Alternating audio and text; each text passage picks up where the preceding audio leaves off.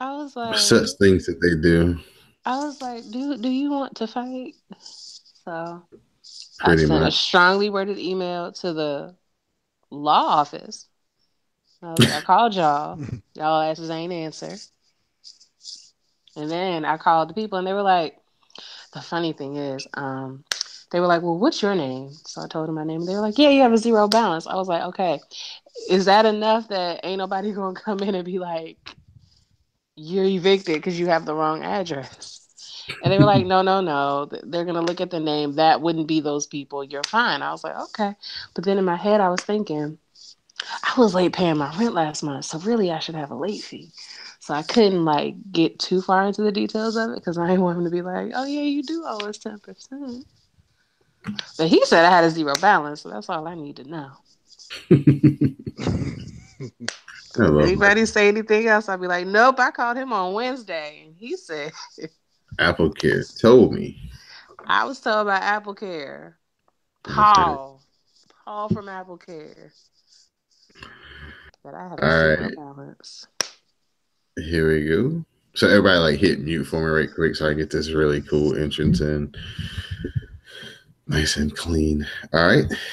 In three, two, one. Hello, and welcome to episode 171 of the WrassleCast. I'm your host, Don Delarente, and I'm joined, like always, by my SmackDown Matters correspondent, Miss Dee Dee Jonay. Hey, friend, Hey, friend, how are you? I'm good. How are you? I'm good. I'm good. You having a good week? Mm, Tomorrow's payday, so yes. Oh, yes. Yes. Do your dance. Do your dance. Do your dance. And tonight, we are joined by our special guest, Mr. Don Victor. What's up, Don V? I ate so many shrimp. I got iodine poisoning. Other than that, I'm good.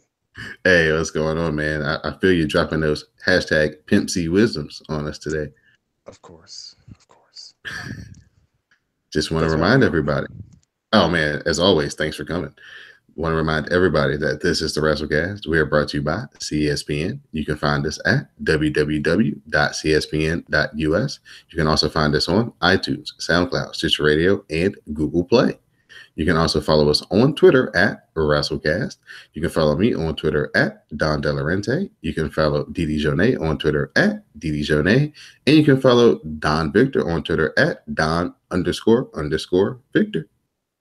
So we got a little bit of news coming into this week. We had Jason Jordan undergoing surgery. They called it a minor neck procedure this week, as he hasn't been able to really participate in any physical activities in the last couple of weeks on Monday Night Raw and also at the Royal Rumble. It is said that he's having problems gripping, so it's like he's losing his grip strength. Pretty much the same kind of neck injury that Arn Anderson and Edge suffered. So they're going to, try to do this surgery now. Hopefully, he'll miss a few weeks and not have to miss like half a year recovering from a nasty neck surgery. So, best of luck to Jason Jordan. So, we'll get into Monday Night Raw as we start out with a little bit different format as Bray Wyatt is in the locker room and he gives a monologue about his match with Roman Reigns. They remind us about Reigns' recent failures, but then Roman retorts and says that he isn't a failure because he's on a great journey. And so we get right into the match as Roman Reigns faces Bray Wyatt in an elimination qualifier match. Bray Wyatt cuts off the spear. He hits Sister Abigail, but Reigns kicks out. Wyatt sits along the ropes. Reigns fights off a second Sister Abigail. He hits the spear, and Roman wins. After the match, Matt Hardy arrives and lays out Bray Wyatt with the twist of fate. So I'll start with you, Don V. How'd you like the new setup? I appreciate it. Actually, gonna cut to the chase and all that stuff. Plus, it's Bray and Roman, so it's always easy money. I'm just kind of ready to get this whole thing over with the belt at this point. All You? right. Yeah, I thought it was something new. Anything to, take away that long, drawn out talking segment in the ring to start off the show right off the break. Didi Jonay, I'll come to you. What do you think about the second week of the new graphics? I don't think we talked about this last week. New graphics. I like new things. Mm-hmm. That's all I have. Now I've been late coming home, so I haven't seen any graphics. I've been a working woman. I've been getting home at like 8:30 nowadays. Oh It's no. all. It's terrible. Yeah, this It's isn't good. awful. It's horrible. And then I What? gotta wait for the bus in the cold. Been But there. a hoe never gets cold, so I'll be all right. JK, JK, JK. But yeah, so no, I haven't seen the graphics yet. All right. So in the But I back, don't work on Monday, so I'll see him next week. okay. Yay, me. In the back, Seth Rollins meets with Jason Jordan. Seth asks Jason about his injuries because this is their last shot at the title. Jason claims that he's 100% and he's ready to go. Their rival come up and they want a tag team match because they are tag team specialists. So we get Finn Balor and Carl Anderson versus the Revival, Dash Wilder and Scott Dawson. Anderson gets the hot tag. He's running wild and he hits the neck breaker off the ropes. Carl Anderson then hits the spine buster for a 2 count. Finn Balor tags in and Anderson hits a dive to the floor. Finn hits a sling blade and the shotgun drop kick and then the double foot stomp. And Finn Balor and Carl Anderson get the win. Questions, concerns, comments? Not really. You? No, I thought it was cool to see Carl Anderson get the hot tag and kind of, for once be the cleanup man. He's usually the guy who has to do all the work when he tags in with Luke. But so it's interesting to see him kind of see his comeback, what his comeback looks like. And the Revival, man, they could be the best, but they got him buried right now. So hopefully that'll change up in a little Nothing bit. ain't going on with them until like after the big show. At this Yeah, point. probably. Sasha Banks is watching her loss to Asuka from last week. Bailey arrives and says she's being too hard on herself. Sasha says that she was close and knows that she can beat Asuka. They talk about Banks eliminating Bailey at the Royal Rumble, and both say that they plan to win Elimination Chamber and then move on to beat Asuka. Sasha asks Bailey if she really thinks that she can beat Asuka. Bailey replies, "I know I can beat you." Ooh. And if you're good enough to beat, and if you're good enough to beat Asuka, so am I. So I like it. I like I it. enjoy that because that's logical thinking. If you can beat her and I've beat you, I can beat her too. Yes, And I Sasha. like it because, Bailey be trying to let that girl punk her. So, like, put some bass in your voice. Don't let her talk to you like that. I appreciate that. I appreciate Sasha being saucy with her too, giving her a little bit of that, attitude back. So real good stuff. That might have been like my actually favorite part of this whole Raw, the whole thing. Next up, Cedric Alexander and Mustafa Ali versus Drew Gulak and Tony Nese. Cedric Alexander wipes out Tony Nese with a dive as Drew Gulak hits the lariat on Mustafa Ali. Cedric gets the hot tag, flies in with the clothesline, and then hits the lumbar trick on Drew Gulak and gets the win. As always, Drew Gulak with a beautiful sell on the lumbar check. It takes it better than anybody. He just, it looks like it really does damage to him every single time. So another great showcase for Cedric Alexander, who almost like ended everything for him when he landed on his shoulder. That was a pretty rough landing, but luckily he wasn't seriously hurt. Hopefully, haven't heard any reports about his shoulder being messed up, but he doesn't need any injuries because I think he's gonna have a WrestleMania moment that he rightly deserves. Definitely, I was concerned. But yeah, like you said. Yeah, no injuries, Cedric Alexander. Be very careful, please. Kurt Angle makes his way to the ring. He puts over the Women's Royal Rumble and he hypes the first ever Women's Elimination Chamber match. Then he announces the participants: the champion, Alexa Bliss, Bayley, Mandy Rose, Mickie James, Sonya Deville, and the boss, Sasha Banks. Angle reveals that Nia Jax will face Asuka at Elimination Chamber, and if Nia wins, she'll get added to the women's title match with Asuka. Alexa doesn't think that it's fair that she has to defend her title while Brock doesn't. She does have a good point there. Angle says that she hasn't defended her title since October. She accuses Angle of being sexist But Angle decided to poll the fans, and they support Angle, and they want Alexa Bliss to have to be in the Elimination Chamber to defend her title. Dee, I'm gonna bring you in here. Uh, Mm-hmm. she was like, do you value me more than Brock Lesnar? Yes. She has some good. Next. She No, has she some. does. She has some very good points, though. Does she? She wasn't Yes, wrong. she I mean, wasn't here's wrong. the thing. Yes, but no, because Kurt Angle was right. She has not defended her title since October, and noted Naomi had to defend her title in 30 days. And when she couldn't, because she was injured, they made her give up her title. So, is it okay when it's a white girl? Mm, mm. I won't have it. Not in Trump's America. No, no, no.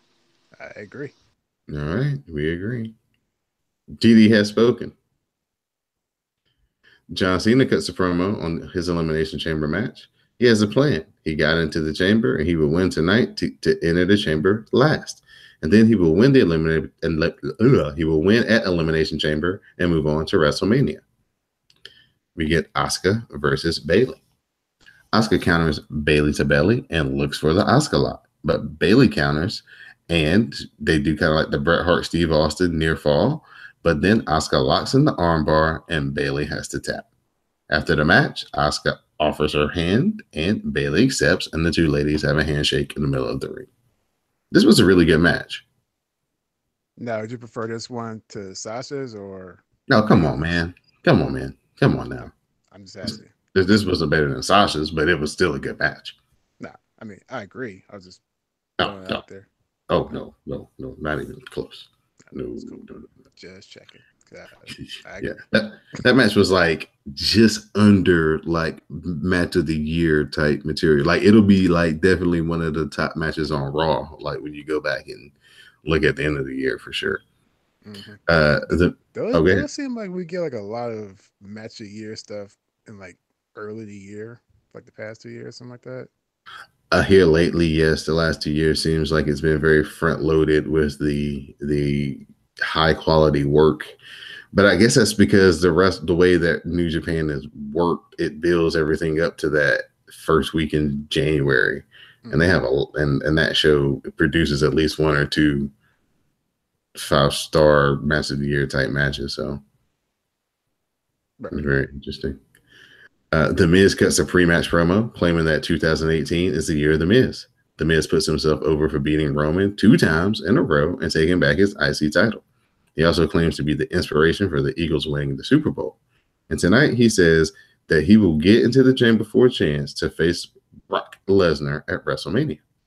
So we have The Miz versus Apollo Crews Elimination Chamber qualifying match. Miz tries to fire up, but eats a belly to belly and a standing moonsault and shooting star breast for a 2 count. Apollo Crews picks up another near fall, but The Miz crashes him on the top ropes. Then he hits the skull crusher finale for the win. We flip to the back. Jason Jordan is now ruled out of tonight's tag team title match. Seth Rollins needs a partner. And who steps up but none other than his good friend, Roman Reigns. Dee, how you feel about this? Get 2 doses. I'm happy. I'm happy to see Roman as often as they want me to see Roman. I'm happy to see Seth in his hometown being unproblematic, But I mean, I don't know. I guess you men get over things quicker than women, but like you just threw me out the Royal Rumble ring, my dude, and now you trying to get back in so you can have another championship around your waist. You're not slick. I see your scams. But, men, y'all look at the bigger picture sometimes. So, sure. All right. I hold grudges, but, So we get Sheamus and Cesaro versus Seth Rollins and Roman Reigns for the Raw Tag Team titles. Jason Jordan's at ringside and he trips up Cesaro, allowing Seth Rollins to roll him up for a near fall. Roman Reigns tells Jordan that he needs to leave. Rollins then hits the ripcord knee and a super kick. Roman tags in and the bar looks to leave, the ringside area and get counted out. Jason Jordan stops them and attacks the bar, and that gets Roman and Seth disqualified.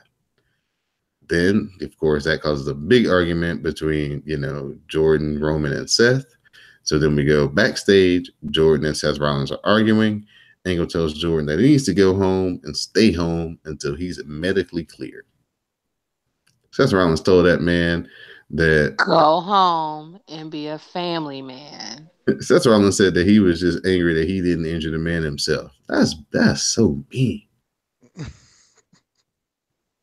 To be fair, he was kind of pissed off. I mean, shit. Like, I mean, but Jason Jordan means well. He can't help it. He's light skinned. Just okay. he means well. He had all good intentions. Okay. All right. I'm just saying. Yeah. Then Kurt put him on punishment and changed the Wi-Fi password on him. So you have Nia Jax versus Vanessa Floyd. Nia Jax toys with Floyd a little bit. Then Floyd tries to fire up and hits a drop kick. But Nia just runs her over. Nia then tosses her around, hits a press slam, and the big leg drop for the win. After the match, Nia says that she's not afraid of Asuka, and she's the only one in the Raw Women's division that can beat her. Good squash match. They had a nice video package in the middle of Nia's entrance, just kind of, remind you that she is a beast because she hasn't really been on TV here in the last couple of weeks. And it seems like they're trying to, because I guess it's Elimination Chamber, they have to focus on 6 women at one time. So they're doing a little bit better job of sprinkling all the women in and giving them a little something. So I liked it. Video package was cool. So are we heading towards a triple threat with Asuka, Nia, and Sasha? I hope not. I would like for them to just kind of have a one-on-one title match at for once. They've kind of triple threaded and four-wayed themselves out the past, few months. I do too, but I don't know. I mean, I want to be Sasha and Asuka, but I don't know. That's why I'm just guessing here, but that's what it looks like. Well, we'll see. We'll see who's the title holder after Elimination Chamber. It's going to be a very interesting booking for sure. Right. So we have Sonya Deville versus Mickie James. Mandy Rose distracts Mickie James, and that allows Sonya Deville to attack with knee strikes. Sonya follows with kicks and gets a cover for a 2 count. Sonya then hits another knee strike and gets another 2 count. But then Mickie gets a roll up out of nowhere, and Mickie James gets the win. After the match, Absolution beats down Mickie James, but Alexa Bliss arrives and helps James to the back. Mickie James is completely confused as Bliss tries to, I guess, restart their friendship ahead of Elimination Chamber. Don't trust it.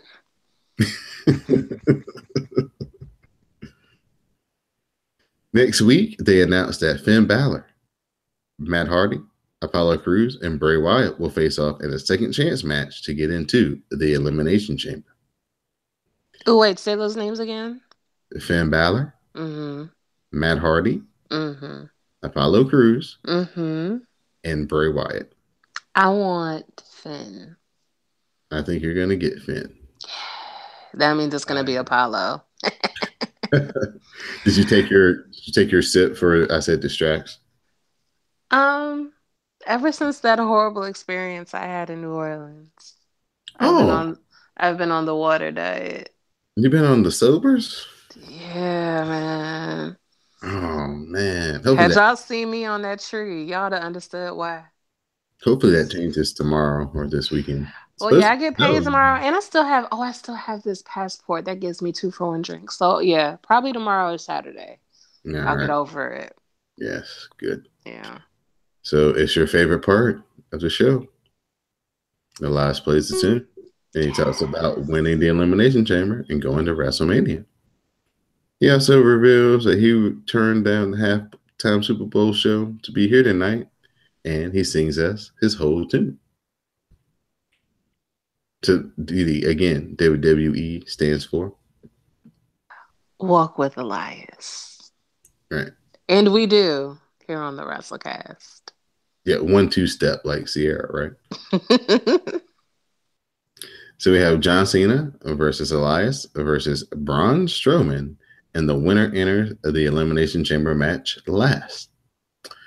Braun takes control until Elias and John Cena start working together. They dump Braun to the floor and they post him. They run him into the post a few times. Cena and then Elias then slam Braun onto the steps. Cena picks up the steps and he attacks Braun. Elias breaks the guitar on Braun's back and then Cena hits an AA onto the steps. Elias attacks Cena and then rolls him back in the ring, gets a 2 count. Elias then hits a backbreaker for another 2 count. Cena fires up, hitting shoulder tackles and the proto bomb. Braun gets back in and cuts off the 5 knuckle shuffle and power slams Cena. Elias dumps Braun to the floor and Elias steals the pin and gets the win. After the match, Braun delivers power slams to Cena and Elias. Mm. Braun plays to the crowd and more power slams follow. And Braun Strowman ends Monday Night Raw standing tall, but Elias moves into the chamber last. Elias is a winner. Yes, it was beautiful, wasn't It was so good. it? My whole aura glowed in joy. You know how like in The Last Dragon and Bruce Leroy finally gets the glow? That was or me when or Elias got the 3 count over John Cena. or when Dave Chappelle said that, or when Charlie Murphy said he met Rick James and he said he saw his aura, it was glowing. It was orange. I seen it. Yes. Yeah, I like Elias, man. He is on his way. Hopefully, you know what I'm saying. I know he's definitely a long shot to win Elimination Chamber, but yeah, they definitely are recognizing that, it's I catching. mean, he deserves good things.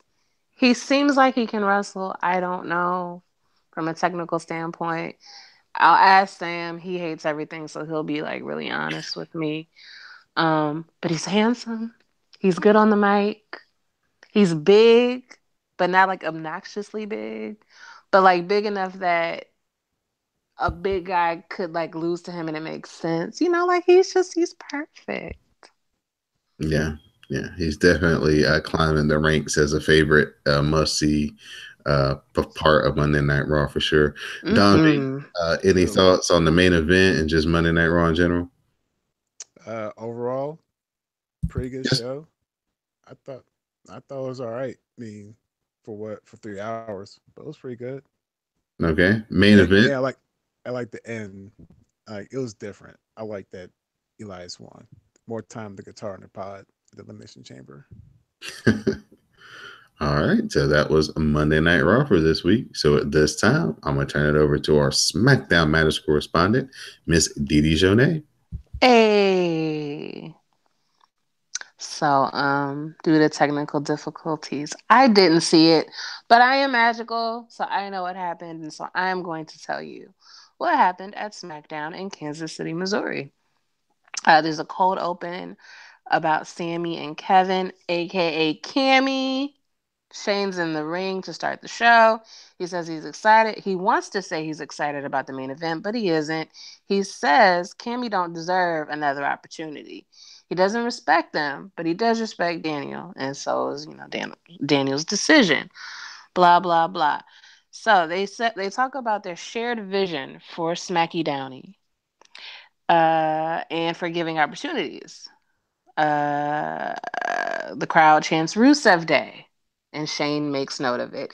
He asks if the crowd would like to see someone new get an opportunity. Daniel says they saw what happened at Royal Rumble, and he decided to turn a negative into a positive. He thought Shane would like the idea of Cammy tearing each other apart. He said he thought he would get a raise for the decision. So Shane goes on, the opportunity deal. He says, I always, I'm sorry. It's been a long day. He said Brian changed everything with the yes movement, but the yep movement of Cammy is just a cheap imitation and he's being manipulated by Cammy. Shane says he knows Daniel would like to compete in the ring and he is essentially living vicariously through Cammy. Daniel is offended, but before he can respond, AJ comes out. He says he's traveled 10,000 miles defending his title. He was put on this planet to be phenomenal. He can deal with bumps, he can deal with bruises, cancel flights, but he can't deal with management being obsessed with Cammy. He says he doesn't care who wins tonight. He just wants Daniel and Shane to stay out of it. AJ says he's going to go to WrestleMania as champion, and that's that. So, that's your opening montage, setting up the rest of the show. Do we have thoughts, comments, concerns? I, No? I swear they're teasing Daniel Bryan wrestling. It That's like, seems like it, yeah. that would be that man. That would blow the roof off WrestleMania in New Do you Orleans. think do you think he's going to wrestle Shane?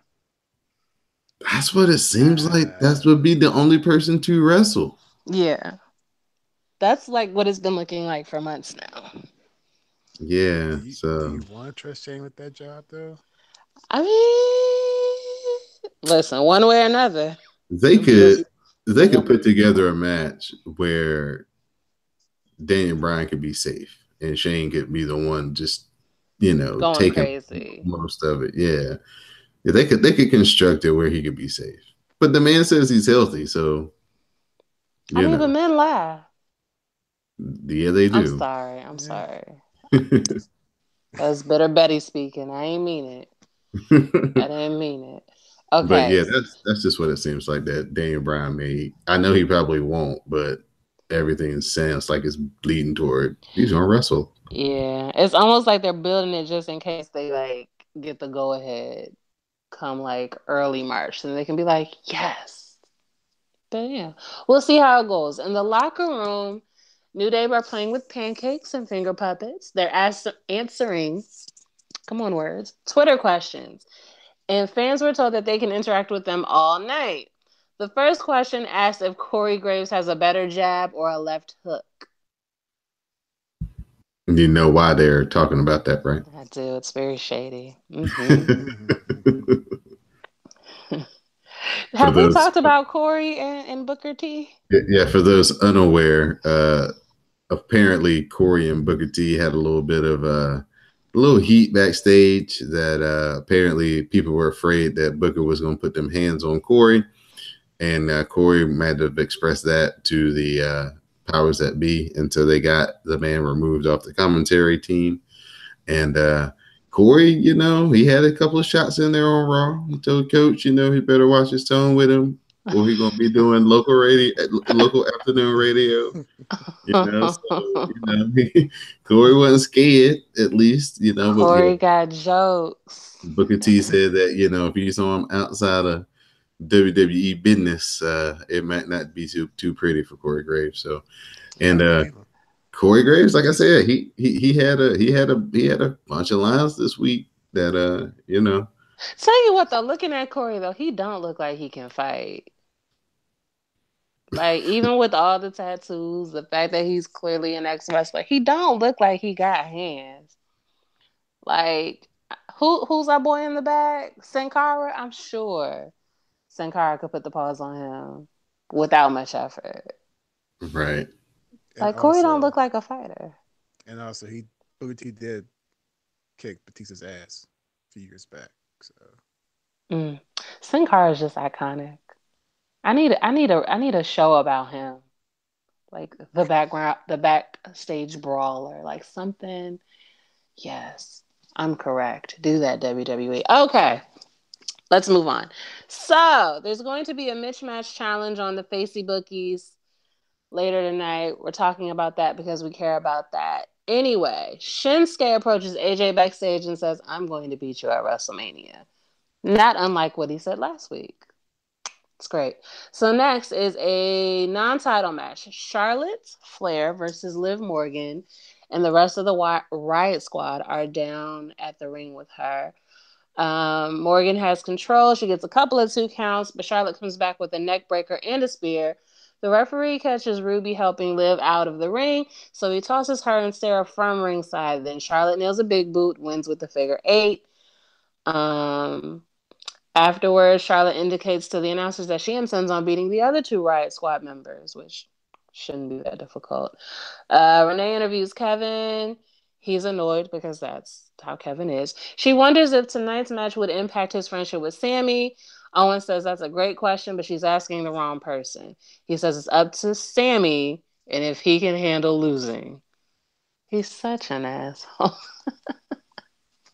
He can't help the heel tactics. Okay. Next is the Bludgeon Brothers versus local competitors. Harper and Rowan destroy them with a double crucifix bomb. Next, the Usos come out as they're about to leave. The Usos stare them down as they pass, but Harper and Rowan just let them pass without budging because it's Black History Month and they don't know the difference. After a break, Jimmy and Jay cut a promo letting us know what it's like to be locked down. They talk about going from face paint to snapback, from rainbow colors to white and black, from being all right to having the match of the night, from Samoan drops to super kicks. There was some rhyming going on before that last one. But anyway, so how do we feel about that? Oh, 2 for 2. that's 2 for 2. Yeah. How do you feel about the tag, the back of the Jada Kiss and Styles P or the Run DMC type of promo style? I like that because you could tell that they like to do that kind of stuff. You Right. know, they're those ethnic Samoans. Right. Right. I don't know if the crowd is catching it. It's kind of almost like a battle rap almost. Yeah, yeah. So I don't know if the crowd is Well, really. you know, the whites in rhythm, it's a little difficult for them. But if they do it enough, they'll catch on to what's going on. Yeah, but yeah, the Usos, man, like they said, this past year, man, their transformation has just been just so stark. Like they said, from them boys I to them boys had the match of the night. That is hilarious. Okay, so backstage, Daniel Bryan counts down his top 10 list of whatever the hell. At number 10, the perfect 10, Ty Dillinger. All Lives Orton at number 9. Seems too high. Our Ginger Snap, Becky Lynch at 8. The Usos together at 7. The New Day at 6. U.S. Champion Bobby Roode at a glorious 5. Naomi at 4. Shinsuke at 3. Our Women's Champ Charlotte Flair at 2. And our WWE Champ AJ Styles at number 1. I don't know how this list was created or cultivated. I feel like it's bullshit, but that's fine. Corey wonders how Orton fell so far down the list because he's probably also All Lives, and how the New Day could be ahead of the Usos. He also wonders where Rusev is, which is a valid question. Cammy, the 2 top contenders, are also not on the list. They cut to New Day backstage reacting to being named number 6. They give Corey Graves a 6% chance of winning a street fight. To bring it full circle. Aiden has a selfie promo backstage. Do you like these like handmade selfie promos that we're doing all of a sudden? Do we like those? The Bobby Roode one was the best because he had a little something extra in it. I guess Mm-hmm. Aiden English and them were trying, but for the most part, isn't it? The Usos one was probably the best. The little bumper that they did when they was like walking. Yeah. Do we like them better than, say, Like, interviews with Daisy Fuentes? You know? if Or they the let guy them, who's not Tom Phillips, you know? if they let them be themselves a little bit more, I think they Okay. could work because Mm-hmm. the Daisy Fuentes and the guy who's not Tom Phillips are so robotic. Yeah. I think I'm going to keep calling him the guy who's not Tom Phillips. That appeals to me. Ooh, all right. Uh, So, his next, his what? mama named him Mike Rome for those of y'all who want to know who we're talking M- about. Mike who? Mike Rome. Rome? Yeah, like Like the Rome country, around the world? the city in Italy. Yes, You were about to say country. I heard you. I did say country, but it is a city, in fact. It is indeed a city. Yeah, I like the guy who's not Tom Phillips. I like that better. But anyway, Bobby Roode had a match against Rusev. Aiden English was down at ringside. This was for the U.S. title. Aiden sang a new Rusev Day song. He calls Kansas City stupid, which, after Rusev comes out, they chant Rusev Day. They trade big moves after a break. The match slows down. The crowd chants for both men, but we like Rusev Day a little bit better. Glorious Bobby mounts a comeback with clotheslines and neck breakers and flying clotheslines. Aiden distracts Bobby, allowing Rusev to hit a kick to the head for a 2 count. After another break, Rude attempted a glorious DDT, but Rusev countered with an elevated knee to the gut. Rude came back with a spine buster for a 2 count. Rude knocked Aiden off the apron, which led to a small package from Rusev. That's essentially a distraction for a near fall. Rusev followed with a Machka kick, but he didn't make the cover. Rusev went for the accolade, which led to a series of reversals until Bobby managed to hit the glorious DDT for the win. Yeah, glorious. As Bobby poses in the spotlight, all Lives Orton rushes in and nails him with an RKO. And then he gives one to Aiden and Rusev. So we are like all in with this out of nowhere RKO and matches that don't involve Randy thing. How do we feel about Rude. that? Bobby Roode. If you don't have a program for them, this is Hmm. kind of the best way to use them. If you kind of just need them on the show just to do something, he comes in, crowd pops really fast. He gets his little moment in the spotlight. He don't get no mic time, and then we go to commercial. Okay, we saw Mm. him. Yeah, he Okay. didn't mess up the match or nothing. So I'm not really mad at him. It's just it catches you off guard when they do it really good. Yeah. Mm, Yeah, when it's good, it's good. I just don't like him. So it's hard for me to Yes. be Gosh, positive about him. we that's the shifted. biggest issue. We shifted so far from Randy Orton, man. I mean, just think like 10 years ago. I don't think anybody thought we would be here with him. Everybody loves him. I'm telling you, when you learn about who they are personally, it can go so bad, so quick. Like nobody needed to know he was all lives. He could have kept that to himself. We'd have just been happy and deluded about him. It would have been fine. But he can always come back. Seth came back and he was never even really here to begin with, but he's back He and just we're need to. happy to have him. He just need to stop being a punk and just go ahead and breach the walls of up, up, down, down, He and need hang black out with the friends. That's exactly what it is. You gotta have ethnic friends. guys. You can't stick with, does he even have friends? That's a good question. Like That's a very like I'm trying to think like, wait, does Randy have I don't think he does. That's a great question. Shit. I'm leaning I towards don't no. I don't think he has friends. I think that might be the other problem. He's just an awful human being. Because like who he was with like Batista and Triple H. Like he's and Ric never had Flair right. Who are all much older than him. and Ted DiBiase Jr. and they all like And you see what happened to down. Ted. Like I don't think Right. he has any friends. When I'm done talking, I'm gonna Google this and figure this out. Okay, so next. Shelty and Chad Gable are mocking Breezango in the Fashion Files. He said they wanted to give prestige back to the tag division, and Chad wondered how these clouds were still there. Chad calls themselves weapons of tag destruction. How do we feel about that? Weak sauce. Nah. Fair. I thought so too. And Benjamin said their target was the Ascension tonight. Oh, they're bold. They add graphics to the promo. Blue and white letters are on the screen.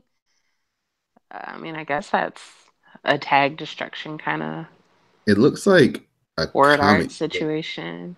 It looks like a comic book or something. Listen, they gonna learn about them grown ass woman. Listen, don't be like TJP.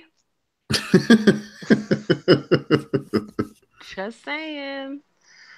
But yeah, so next. Shelty and Chad versus the Ascension.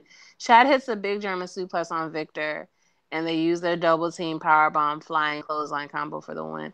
I said something like it was shocking that they would fight the Ascension. I was thinking about the Bludgeon Brothers in my head. Of course they beat the Ascension. What am I thinking? That's my mistake.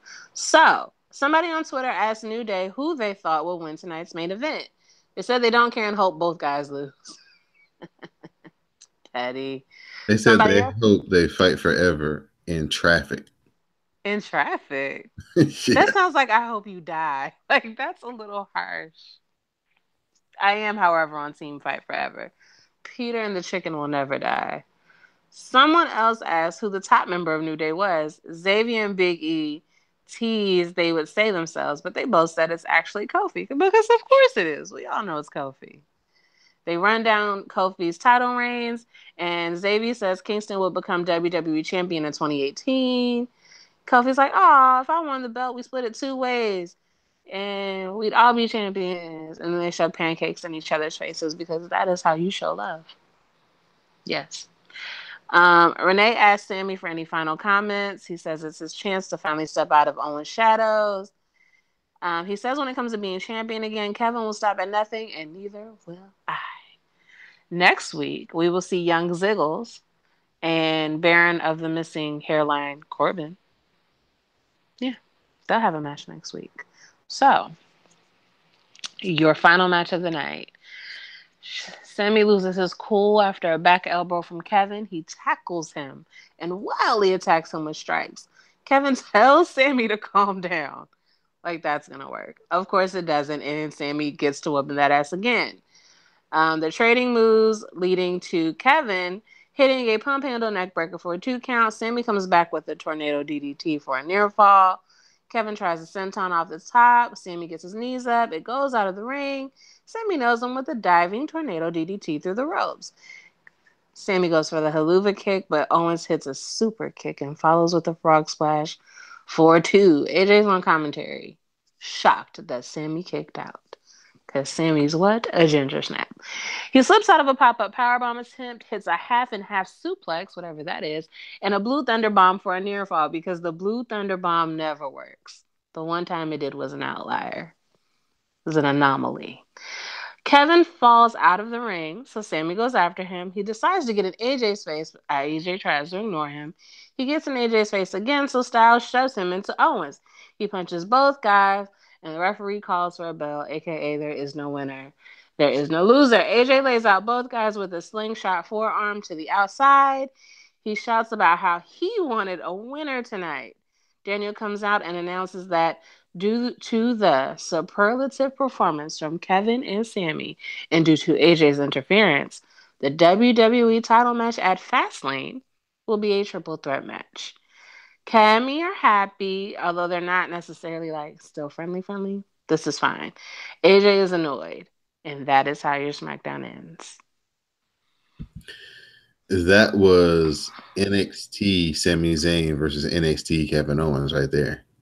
They was pulling out some of the moves they haven't pulled out in a long time. Haven't seen that through the ropes So DDT much in a better. long time. Oh yeah. I guess because it was gonna be like a no contest or whatever, they kind of let it hang out a little bit. That was a good match.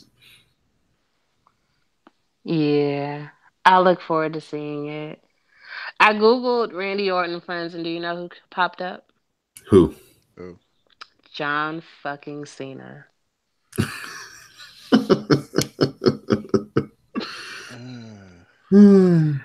That's it.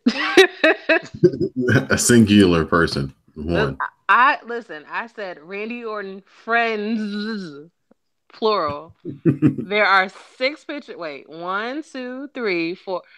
5 pictures of John Cena, a picture of John Cena and Sheamus, and then a picture of Randy and John Cena, and John Cena, and John Cena, and Hooters girls.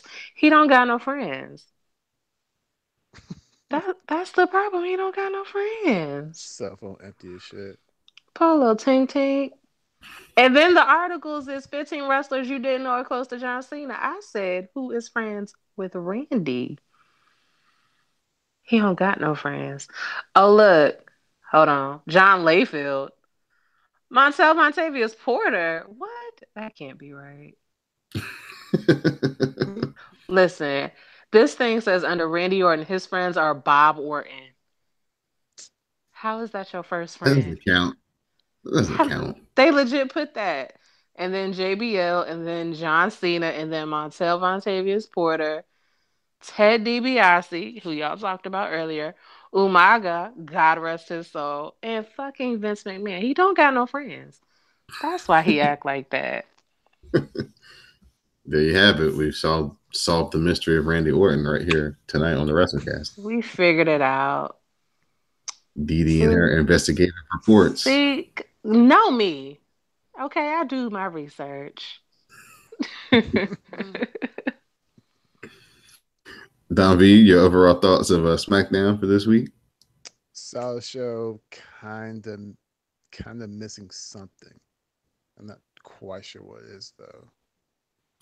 Like, Yeah, I said the same thing on Twitter this week. Whatever they had at the beginning of the 2017 that made them so good, they got to find it again. mm. I don't know. Problem is that the main storyline that Hmm. Kevin, yeah, that's the main reason, but yeah, it's missing something. I'm not quite sure what it is though. You know what? And going back, Gender being champion of that show wasn't actually as bad as people made it out to be at the time. Now looking back on it a few months, it actually was very entertaining. Oh yeah, I mean, like once you get past the jokes, it was actually not a bad run at Right, all. right. And it kept their TV a lot fresher than it is now. Hmm. Right. Speaking of fresh, you guys need to get prepared for Valentine's Day. So you can do that through our sponsors. You can do that through Amazon.com. You can always, get fresh flowers, gifts, anything you need for Valentine's Day, and also Blue Apron, where you can make fresh meals, cook for your beloved one on Valentine's Day. Don't take them out for reservations. Sign up for Blue Apron through cspn.us. You'll get $30 off your very first purchase. And you can, pick out which meal plans you want. They'll come to your door each and every month, and you have the instructions, fresh ingredients, everything is measured out. And then you just present the finished product on your dinner table, and voila, healthy choices. And you don't have to go to the grocery store. So, again, CSPN and Blue Apron, do it today. We're going to talk a little NXT. We'll start the show as we're supposed to get a tag team title match between Sanity and the Undisputed Era. But Sanity attacks the Undisputed Era before the bell rings, and both units brawl all around the ring until the officials enter to break them apart. The Undisputed Era retreat to the back, with Sanity wanting to keep the fight going. William Regal's theme hits, and he's pissed about all this, and he says that it all ends tonight.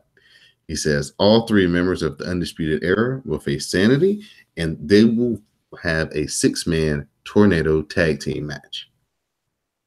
So really hot open to start NXT, big brawl. That was really cool. We get I agree. we get Heavy Machinery versus Riddick Moss and Tino Sabatelli.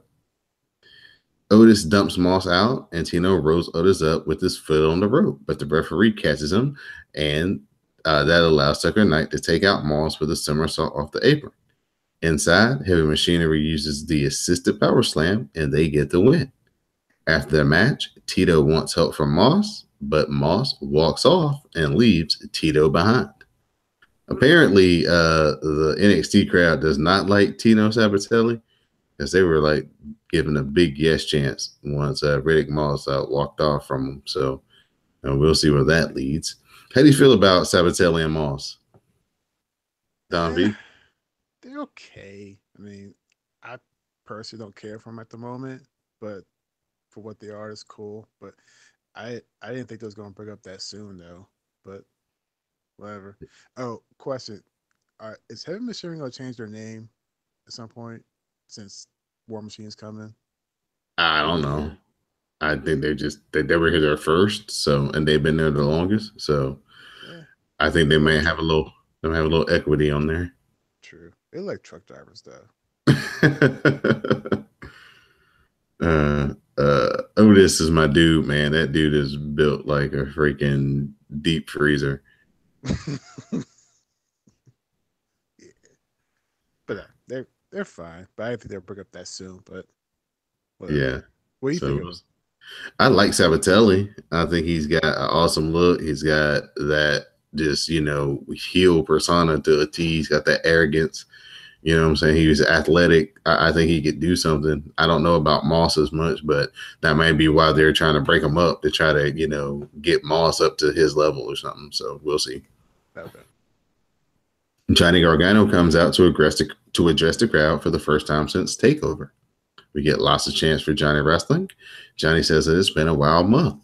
He says that he was confident going into Takeover, but he didn't win, and that sucks. He says, however, getting the reaction from the fans lets him know that he earned their respect, and that is even more important. He said he had the match of his life, and he won even without the title. He says that he knows that who he is, and he's Johnny freaking wrestling. He says he'll never forget Takeover or the crutch shot to the back.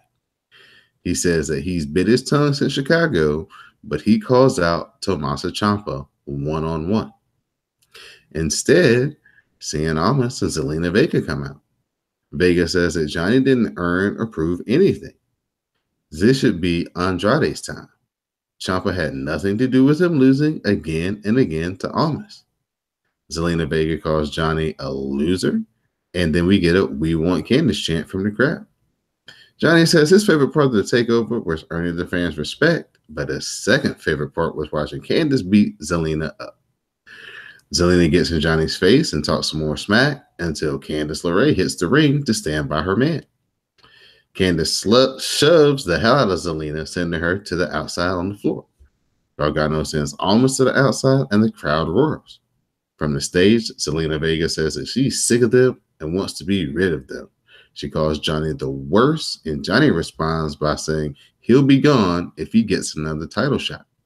Zelina Vega agrees on the condition that he'll get another title shot if Johnny leaves NXT if he can't win.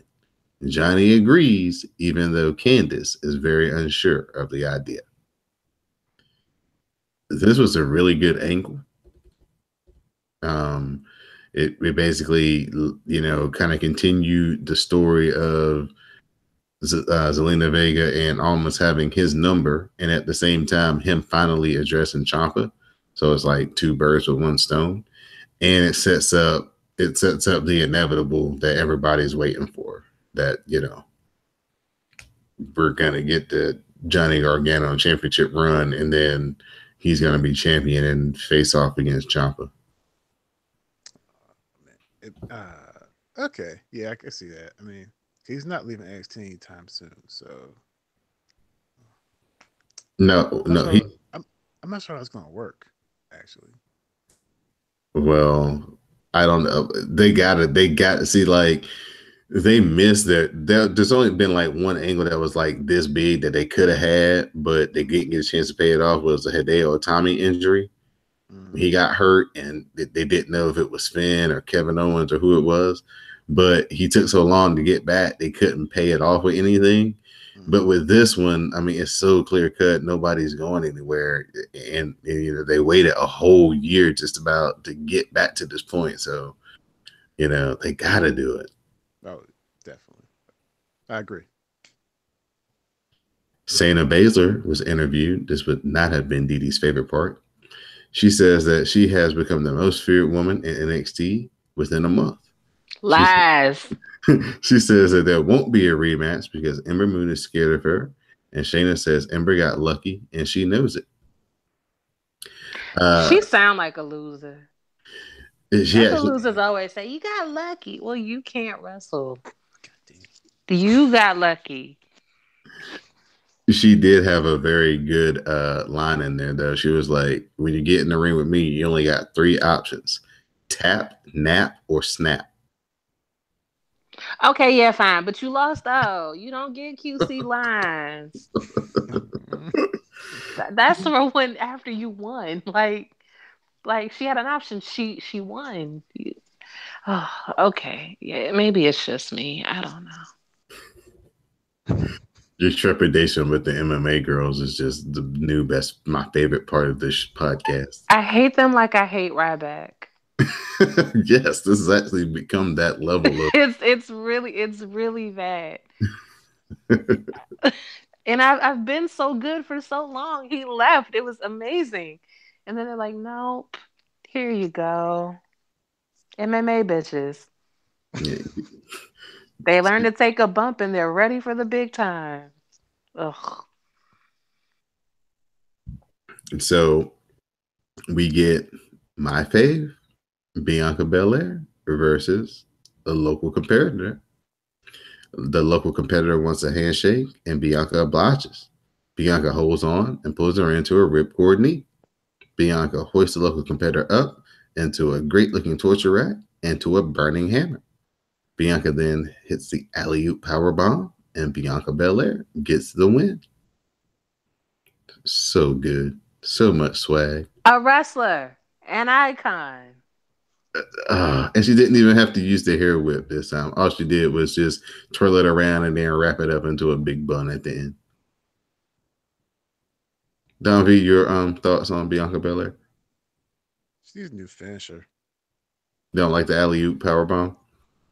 Not as a finisher, nah. What would you like to see her finisher be? I have no idea. Except that, like, feels like that burning hammer one.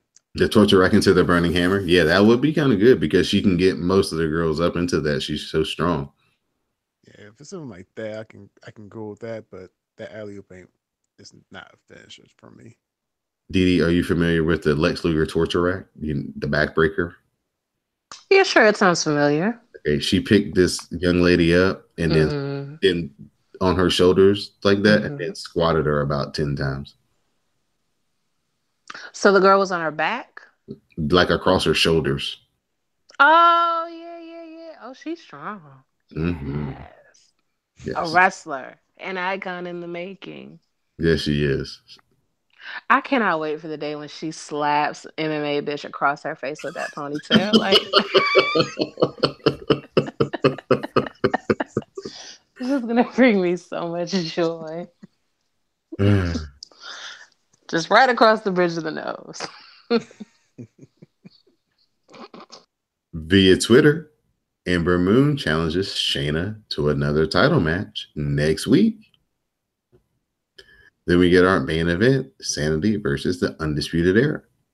Fish and O'Reilly sandwich Eric Young with kicks and hit Chasing the Dragon for a near fall. Killian Dane is back up and calls over all three of his opponents.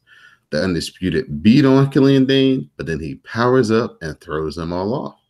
Killian Dane then runs them all over and takes out Cole and Fish with the dropkick senton combo. Dane then hits Kyle O'Reilly with a crossbody and gets Bobby Fish into the electric chair and then hits the one-winged angel to pick up the win for Sanity. This match had a lot of carnage, a lot of brawling, a lot of tables and chairs and just, mayhem. Yeah, basically the way that they started the show is the way they ended the show, and I don't think anybody was really mad or upset about it. It was highly entertaining, and Killian Dane can go to be so big. Mm-hmm. Like, I would love to see him and Raymond Rowe one-on-one. Ooh, okay. I can see that. My only thing with that is, where is this going? The Sandy Undisputed Era? Yeah. I don't know. I guess they still gotta. I guess they gotta have some type of super duper blow off match. So some type of super stipulation match, I guess, is coming up. That could have been at War Games, but you know what? I'm just being picky. Go ahead. Go ahead, man. Yeah, so I guess we'll get some type of, like, maybe Sanity will get like some type of specialty match. Excuse me, specialty match or something. Right.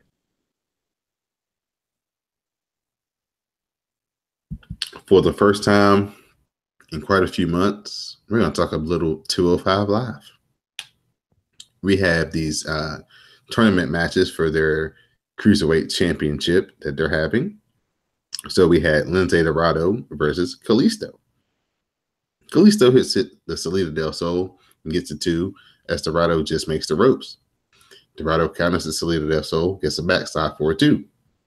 Kalisto then hits reverse Rana and hits Salida del Sol to get the win. Don B, your thoughts? This was like WCW Cruiserweight Light almost. Oh wait, my bad. It was a good match. It was fast paced. I liked it.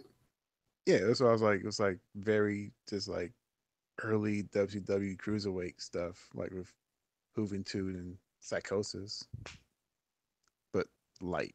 But It was more cruiserweight classic than 205 Live for sure. oh yeah, it was like yeah, it was definitely more of that caliber than what we got from the past year or so. So we have like a little cool backstage spot where Drew Gulak and Tony Nese meet with Drake Maverick, aka Rockstar Spud. Maverick wants to know why Gulak changed into a goof. He also says Nese is too concerned with counting abs and says both are wasted potential and have become comedy acts.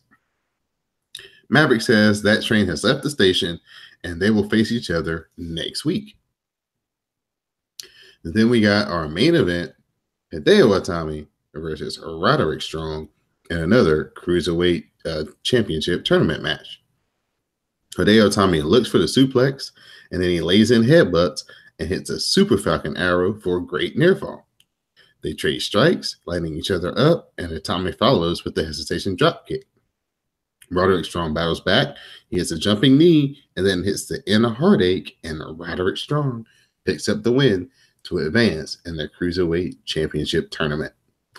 Don B, your thoughts on this match? Actually, I'm surprised that Tommy lost this early. You?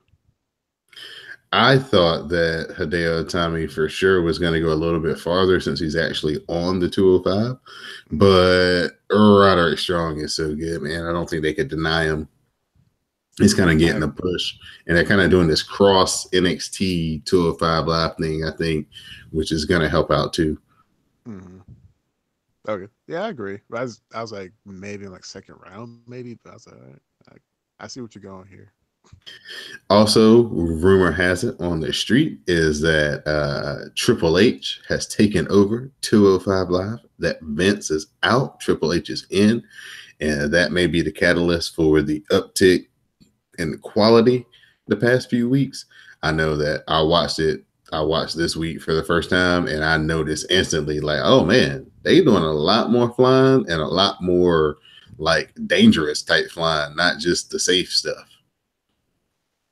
Okay, that makes sense.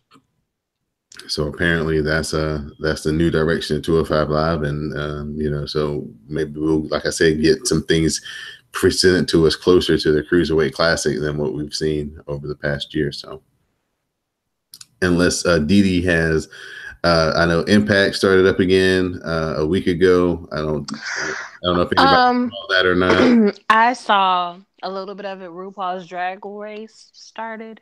So I've been doing that for the 8 o'clock hour, and then I switch over to Impact for the 9 o'clock hour. Again, I'm having technical difficulties this week, but last week I tweeted you, Don, that I watched, and Austin Aries came out with a banana, and through machinations, he ended up in a title match for the Impact Heavyweight. I don't know what they call it, but their heavyweight championship.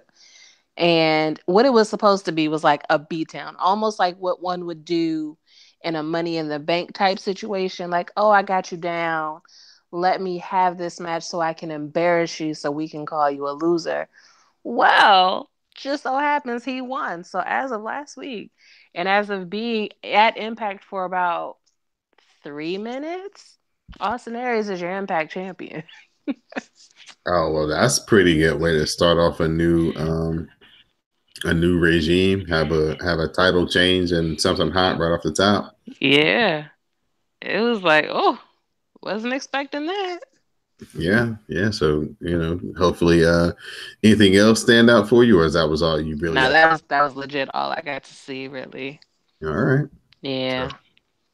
So if there's any brave souls out there that do a little, do some research on Impact. Let us know when it's worth watching, and I may be able to carve out some time for it.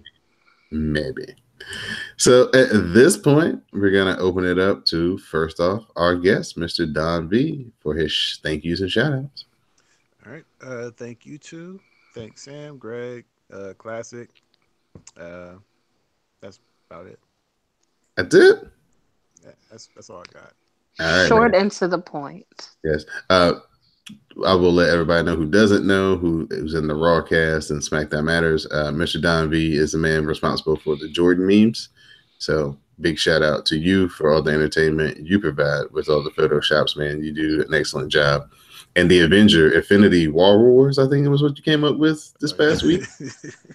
Yeah, That was pretty good. That was pretty good. Oh man, I was bored. That was pretty good. All right, at this point, we'll turn it over to Miss Didi Jonet for her thank you shout outs. I would like to give a shout out to Samuel, to Greg, to the chairman, Mel, because Mel always gets shout outs. I would like to give a shout out to Don because he's the best producer in the world. Don Victor for being our guest. Don Victor's boat that's in the background or whatever that is. Yeah. There was something else, but I forgot. So yeah, shout out to everybody who doesn't do MMA. Shout out to everybody who's just a really good wrestler. Yep. All right. Again, I like to shout out Don Victor for joining us. Again, I like to shout out Didi Jonet for being my SmackDown Matters correspondent. Shout out Greg and Sam. Also, shout out Classic. We'll give a shout out to Mel because Mel always gets shout outs. Shout out to everybody here on the CSPN, everybody that podcast, and everybody who been a guest on the podcast this week. We truly appreciate your time and efforts. Shout out to everybody who comes out to the Rawcast, SmackDown Matters. Shout out to the Glow. Shout out to everybody who listens to the podcast each and every week. Live tweets, retweets. We definitely appreciate it. If you listen through iTunes, please give us a 5-star review. If not, just give us a rating and review. Those things do help. Let people know that we out here.